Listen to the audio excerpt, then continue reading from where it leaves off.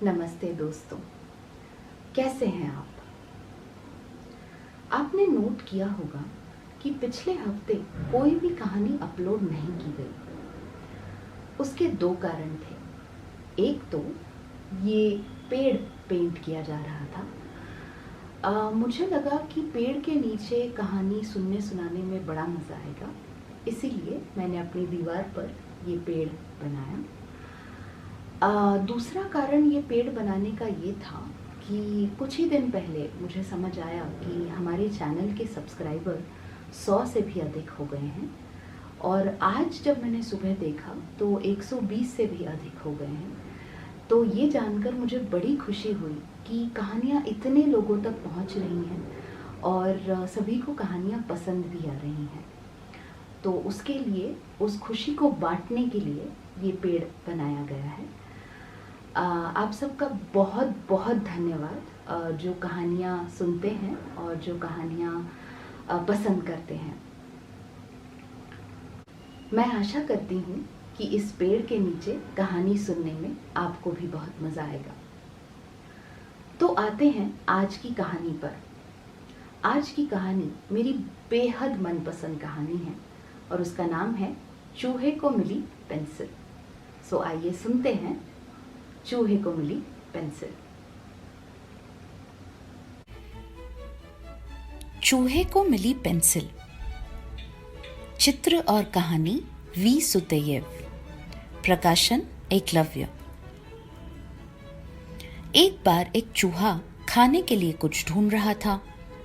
उसे एक पेंसिल मिली। चूहा पेंसिल लेकर अपने बिल में घुस गया। मुझे छोड़ दो, मुझे जाने दो, पेंसिल चूहे से गिड़गिड़ाकर बोली। मैं तुम्हारे किस काम की हूं?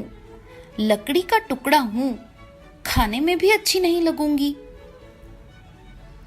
मैं तुम्हें कुतरूंगा, चूहे ने कहा। मुझे अपने दांत पैने और छोटे रखने के लिए हमेशा कुछ न कुछ कुतरना पड़ता है। और चूहे ने पेंसिल कुतरना शुरू कर दिया।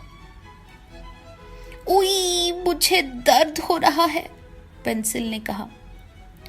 मुझे एक आखिरी चित्र बना लेने दो, फिर तुम जो चाहो करना। ठीक है, चूहे ने कहा। तुम चित्र बना लो, फिर मैं चबाकर तुम्हारे टुकड़े टुकड़े कर दूंगा।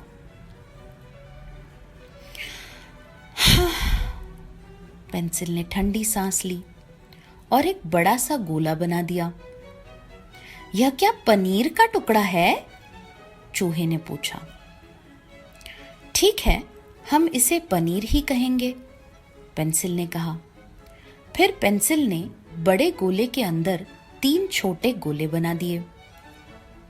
हाँ, अब यह पनीर ही लग रहा है, चूहे ने कहा। उसमें वो छेद जो नजर आ रहे हैं, चलो हम उन्हें पनीर में छेद बोलेंगे, पेंसिल ने मान लिया और उसने बड़े गोले के नीचे एक और बड़ा गोला बनाया। अरे, यह तो सेब है, चूहा चहका। हाँ, इसे सेब कह लेते हैं, पेंसिल ने कहा। पेंसिल फिर दूसरे बड़े गोले के पास कुछ अजीब से चित्र बनाने लगी। अरे वाह, अब तो मजा ही आ गया, ये तो चमचम है। चूहे के मुंह में पानी आने लगा। जल्दी करो, मुझे खाना है। पेंसिल ने ऊपर वाले गोले के ऊपर 2 छोटे तिकोन बना दिए। अरे अरे, चूहा चीखा। अब तो तुम उसे बिल्ली की तरह बनाने लगी, और आगे मत बनाओ। लेकिन पेंसिल बनाती गई। उसने ऊपर के गोले पर लंबी लंबी मूछें और मुंह बनाया।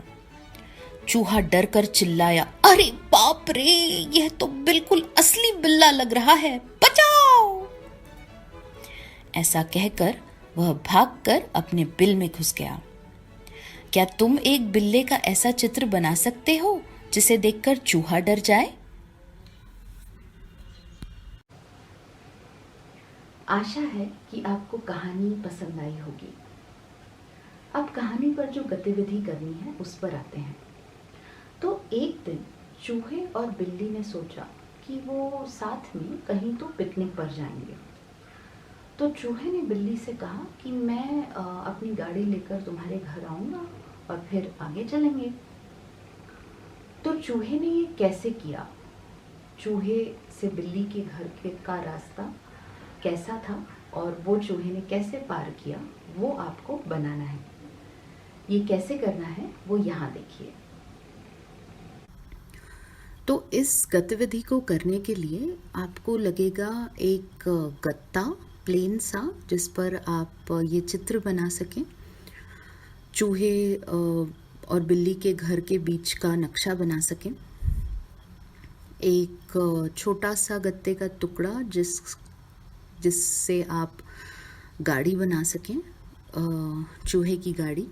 और क्योंकि हम गाड़ी को ऊपर से देख रहे हैं तो उस तरीके से बनी हुई है।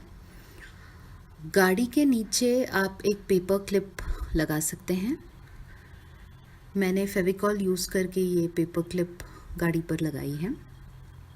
और आपको लगेगा एक चुंबक। मैंने फ्रिज मैग्नेट का इस्तेमाल किया है, तो आप कोई सा भी मैग्नेट ले सकते हैं। ये मैग्नेट हम गत्ते के नीचे रख कर गाड़ी को गद्दे के ऊपर से चलाएंगे। जब ये बन जाएगा तो ये कुछ ऐसे दिखेगा। तो आप भी बनाइए, चूहे को बिल्ली के घर तक पहुंचाइए। एंजॉय।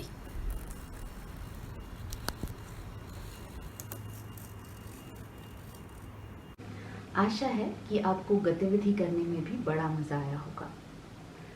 तो आपकी गतिविधि के चित्र या वीडियो हमें भेजिए wordsworthworkshops@gmail.com पर। आपको हमारी कहानियाँ कैसी लगती हैं? आप और कौन कौन सी कहानियाँ सुनना चाहेंगे? और हम क्या क्या कर सकते हैं, किस तरीके की गतिविधियाँ कर सकते हैं, उसके बारे में भी हमें लिखकर ज़रूर भेजिए wordsworthworkshops@gmail.com पर। हमें इंतज़ार रहेगा आपके सुझावों का।